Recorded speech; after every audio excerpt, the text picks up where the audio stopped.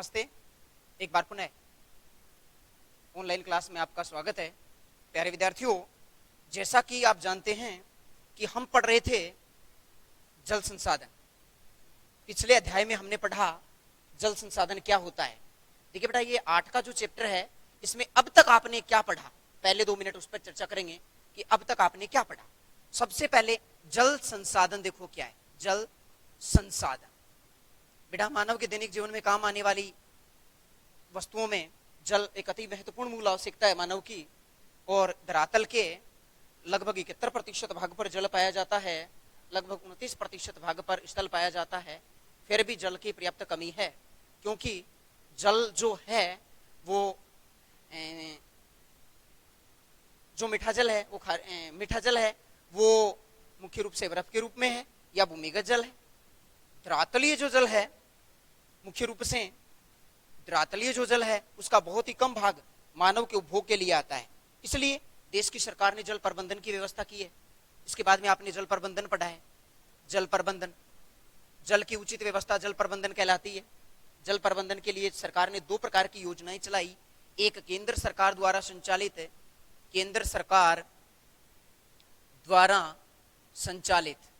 और दूसरी है राज्य सरकार द्वारा संचालित। राज्य सरकार द्वारा संचालित एक ऐसी योजना जिनका संचालन केंद्र सरकार करती है, केंद्र सरकार द्वारा संचालित परियोजना कहलाती है। और वह परियोजना जो राज्य सरकार द्वारा चलाई जाती है, राज्य सरकार द्वारा संचालित परियोजना कहलाती है। राजी, अपने सिलेबस में कुछ ऐसी परियोजनाएं दी हुई हैं जिनकी चर्चा हम कर रहे थे। उसके बाद में राजस्थान में परंपरागत जल संरक्षण या संग्रहण, परंपरागत जल संग्रहण के रूप पढ़े आपने। राजस्थान में परंपरागत वर्षा जल संग्रहण के 8 प्रमुख रूप थे। खड़ीन तक आप पढ़ चुके हैं बेटा, यहां तक। उसके बाद में हम पढ़ेंगे जल स्वावलंबन। आज का पहला अपना टॉपिक है जल स्वावलंबन। आज का पहला टॉपिक है जल स्वावलंबन। जल स्वावलंबन बेटा, जल स्वावलंबन क्या होता है? जल के क्षेत्र में आत्मनिर्भरता जल स्वावलंबन कहलाता है। स्वावलंबन मानी आत्मनिर्भर। जल स्वावलंबन मतलब जल के क्षेत्र में आत्मनिर्भरता, जल स्वावलंबन कहलाता। जल के क्षेत्र में आत्मनिर्भरता जल स्वावलंबन कहलाता है। जल स्वावलंबन जो है उसका प्रमुख उद्देश्य क्या है? देखो, उद्देश्य जल स्वावलंबन का प्रमुख उद्देश्य क्या है? स्थानीय स्तर पर जल की व्यवस्था कर लोगों को आत्मनिर्भर करना। स्थानीय स्तर पर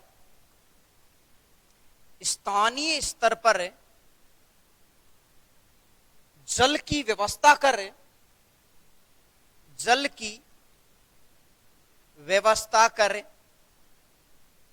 लोगों को जल के क्षेत्र में आत्मनिर्भर बनाना। जल स्वावलंबन का मतलब होता है जल के क्षेत्र में आत्मनिर्भरता जल स्वावलंबन कहलाता है। आत्मनिर्भर मतलब खुद पर निर्भर हो। इसका प्रमुख उद्देश्य है स्थानीय स्तर पर जल की व्यवस्था कर लोगों को जल क्षेत्र में आत्मनिर्भर बनाना इसका प्रमुख उद्देश्य है। और देश की सरकार ने जल स्वावलंबन के लिए, जल के क्षेत्र में लोगों को आत्मनिर्भर बनाने के लिए जल क्रांति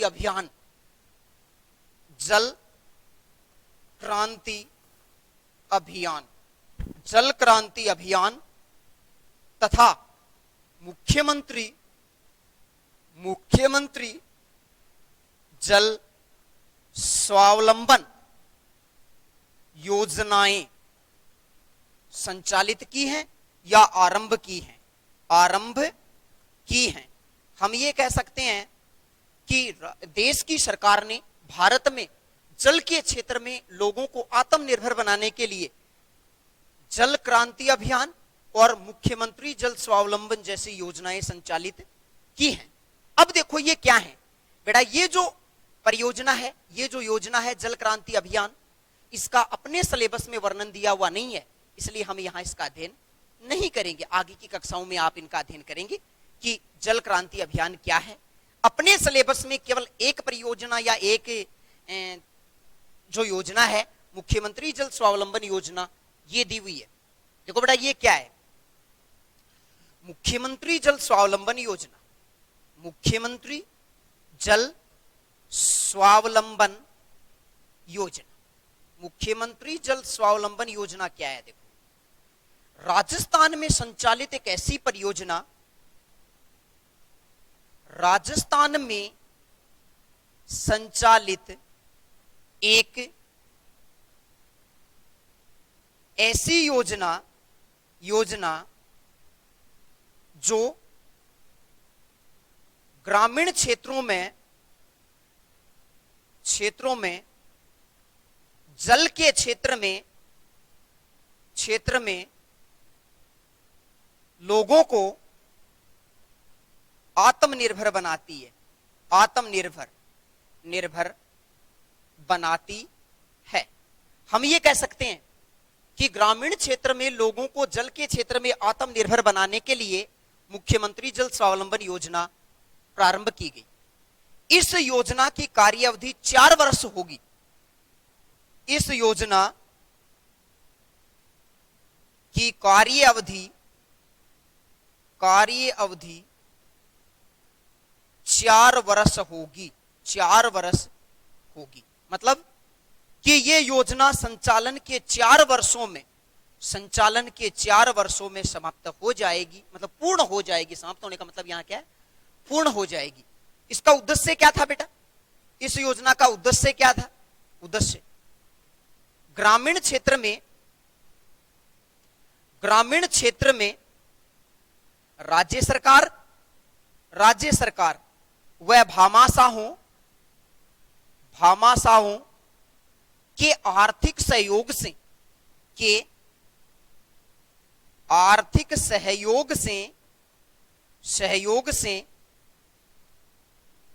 जल के क्षेत्र में आत्मनिर्भरता प्राप्त करना। तो बेटा ये मुख्यमंत्री जल स्वावलंबन योजना थी। देखो क्या है ये, कि राजस्थान में संचालित एक ऐसी योजना है जो ग्रामीण क्षेत्र में जल के क्षेत्र में लोगों को आत्मनिर्भर बनाती है। मुख्य रूप से इस योजना का कार्य 4 वर्षों में पूरा हो जाएगा। 4 वर्षों में पूरा हो जाएगा। इसका उद्देश्य क्या है? ग्रामीण क्षेत्र में राज्य सरकार और भामाशाहों के आर्थिक सहयोग से, भामाशाह दान करने वाले लोग दानदाता कहलाते हैं। भामाशाह आर्थिक सहयोग, बेटा इस पे जो खर्चा लगता है, इस पर जो वित्तीय भार है, वो राज्य सरकार और भामाशाह दोनों मिलकर के वहन करेंगे। इसलिए ये एक ऐसी परियोजना है ग्रामीण क्षेत्र में राज्य सरकार व भामाशाहों के आर्थिक सहयोग से जल के क्षेत्र में आत्मनिर्भरता प्राप्त करना प्रमुख उद्देश्य है इसका।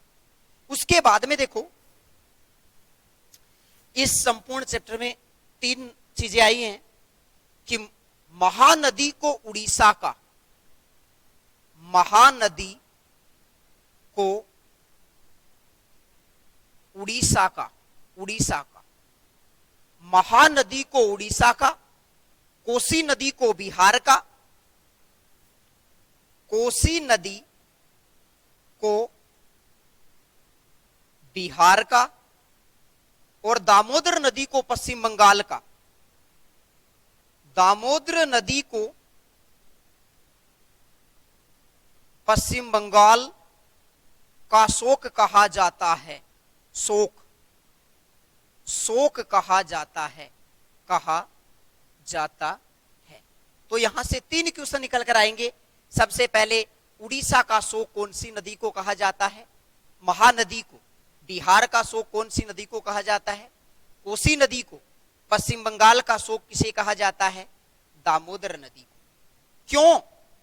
अगर ये पूछ लें कि उड़ीसा का शोक किसे व क्यों कहा जाता है, राजी ये तीनों ही नदियां हैं, ये मार्ग परिवर्तन के लिए, मार्ग परिवर्तन के लिए कुख्यात हैं, कुख्यात हैं।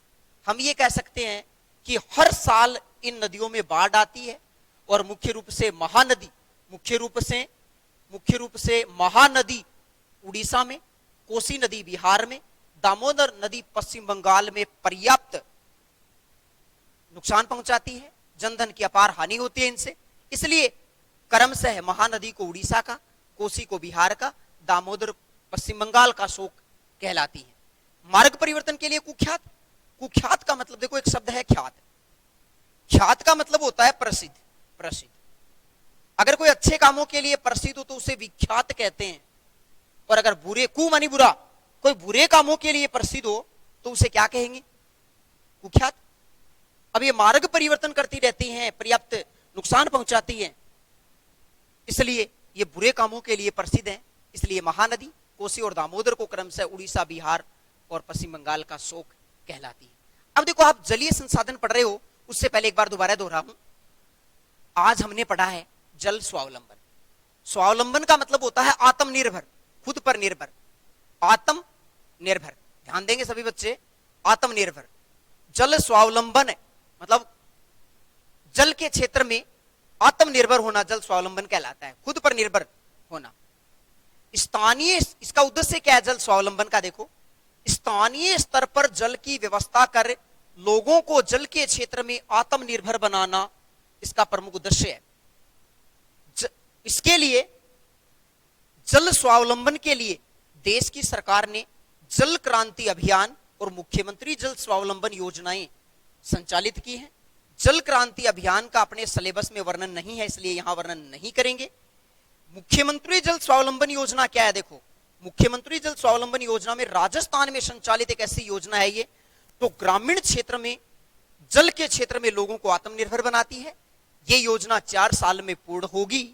मुख्य रूप से इसका प्रमुख उद्देश्य है ग्रामीण क्षेत्र में राज्य सरकार और स्थानीय भामाशाहों के आर्थिक सहयोग से जल के क्षेत्र में आत्मनिर्भरता प्राप्त करना। मुख्य रूप से महानदी उड़ीसा, कोसी बिहार, दामोदर नदी को पश्चिम बंगाल का शोक कहा जाता है, क्योंकि ये मार्ग परिवर्तन के लिए कुख्यात है। अब देखो बेटा, जल संसाधन पढ़ रहे हो आप, जल संसाधन, जल संसाधन। अगर आप उत्पत्ति के आधार पर संसाधन, देखो संसाधन क्या होते हैं? मानव के दैनिक जीवन में काम आने वाली प्रत्येक वस्तु संसाधन है। उत्पत्ति के आधार पर 2 प्रकार के होते हैं, एक जैविक और दूसरा अजैविक। उसी प्रकार समाप्यता के आधार पर भी 2 प्रकार के होते हैं, नवीकरण और अनवीकरण। अब जल कौन सा संसाधन है? देखो, जल एक चक्रीय संसाधन है। आपने जल चक्र का नाम सुना है? जल चक्र का, जल चक्र क्या होता है? देखो, जल चक्र, जल चक्र क्या है?